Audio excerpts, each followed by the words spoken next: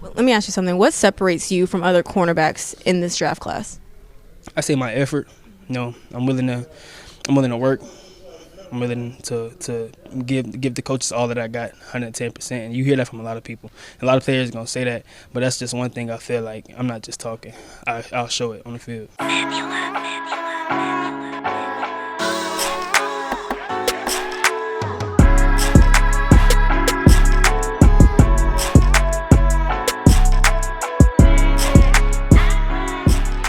What's good, people? It's your boy, Mr. Rome, Cowboys Fan Talk, right back. Like I never left. What's up with y'all, man? Happy Saturday evening. No live tonight. I'm sorry, but got y'all with some content. Let's talk about Cowboys rookie minicamp. And not specifically the players as much. I think I'm going to talk about them tomorrow. But today I want to talk about the coach and why he might be our biggest addition this offseason. And I know that sounds like, it doesn't sound like much as a Cowboys fan, because we want offensive firepower. Let's just keep it real. That's what we've been waiting for. That's what we want. And it is what it is. But listen, Brian Schottenheimer has done nothing but impress me the way he goes about his business. Listening to our rookie Siobhan Revel, he just taught us how to say it in his interview.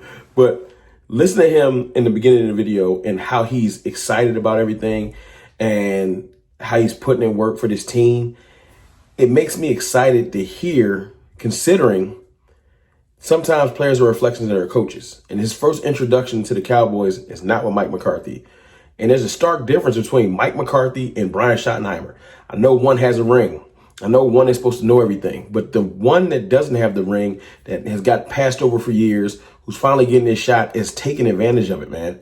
Brian Schottenheimer is out here just, the word that comes to mind is just details.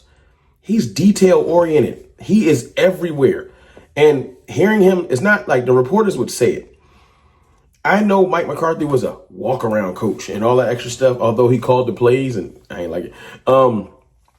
I don't know if McCarthy was this detail oriented, this involved with all the players. There were some press conferences where Mike didn't. I don't think he knew all of his players. That's a red flag. Not knowing all of your players. And I know sometimes you can get in your, I'm Mike McCarthy. You can get in your bag where you like, they need to come meet me.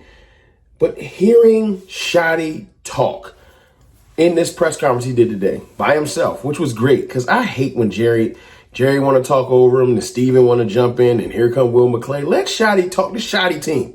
Let Shotty talk. And there is a new era beginning in Dallas, for real. Now, I know there's skepticism, like, Brian Schottenheimer, the name that none of us probably wanted. There's a lot of things in life you probably don't want, you don't expect, you're not prepared for, and it's the best thing for you.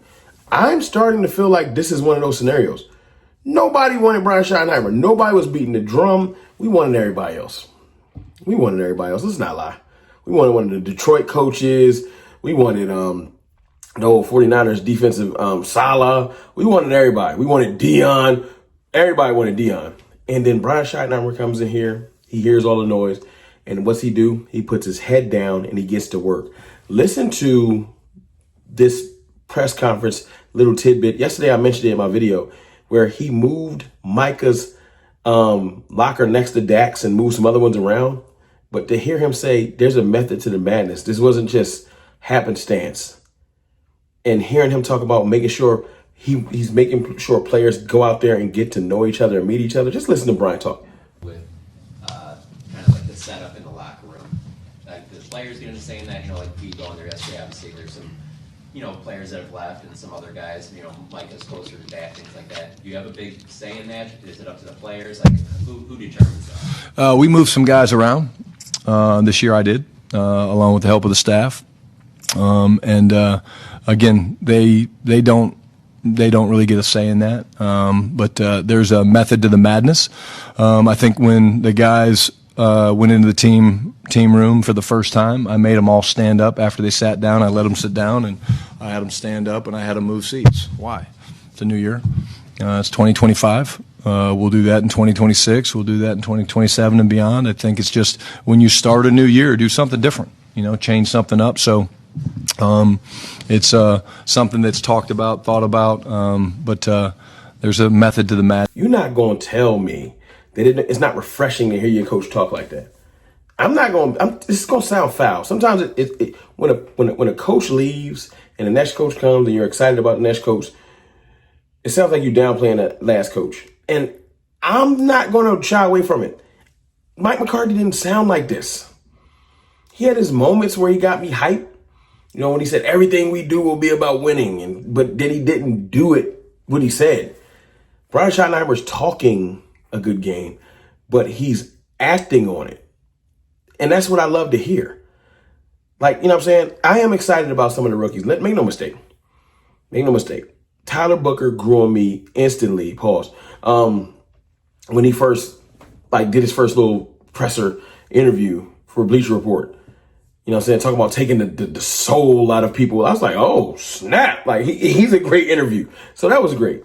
But then just digging deeper into this draft class, man, there's a bunch of players that I'm going to talk about soon more in-depthly as things get together, as we get the chance to hear them and see them. You know, there are things that I'm trying to just digest better. That's why I didn't want to, after the day, I wanted to digest it better, kind of do some more analyzation and speak to y'all more clearly, probably tomorrow, Monday, or something like that. But right now, talking about the coach and what he's doing and the difference is moving the lockers close to each other is important. Daka, that's funny, Daka. Micah and Dak, I think they've been cool, cordial. I think Micah respects Dak. I think Dak respects Micah. But there's like two different factions leading. And I think Brian sees the division in the team. He has this thing where he's focusing on competitiveness and bond. Competitiveness and bond. Like, he wants the players to get to know each other. Hearing that he had players pair up, the rookies pair up and talk to each other and get to know more than just football. Find out about your teammate. Seriously. Like, it sounds cheesy, like, yo, but when you go to war with somebody, when you know something about them and where they come from, why they do what they do, it makes you go harder for them, not just X's and O's. I think we were missing that. We had a whole bunch of small little cliques and factions, and the players didn't like this player and the coaches didn't like it. Look at D-Law and Micah. That was underlying beef for years. The way they've been going at each other, they was never friends. And we out there going to war with each other? Like, how? How? And then you see some of those shots from the sounds on the sidelines, and you see them not interacting, and now it's starting to make more sense. But see, Brian Schottenheimer wants to nip that in the bud. He's like, nah, y'all going to get to know each other. Y'all going to talk. I like that. I like that. Hearing that he is in every room. And I know you're like, how's he in every room? We ain't had him. Like it ain't been OTAs. It ain't been, it's just rookie minicamp. Fine. You got to start somewhere. And how do you start setting a precedent? How do you start changing the culture? You put actions behind it. Hearing about how the coaches are handling things, and it's a lively environment. There's music blaring. It's different than what's been there. It's different than what's been there. Trust me. I know a couple people that's been around. I'm tapped in just a little bit. It's different. And I'm proud and excited to have it.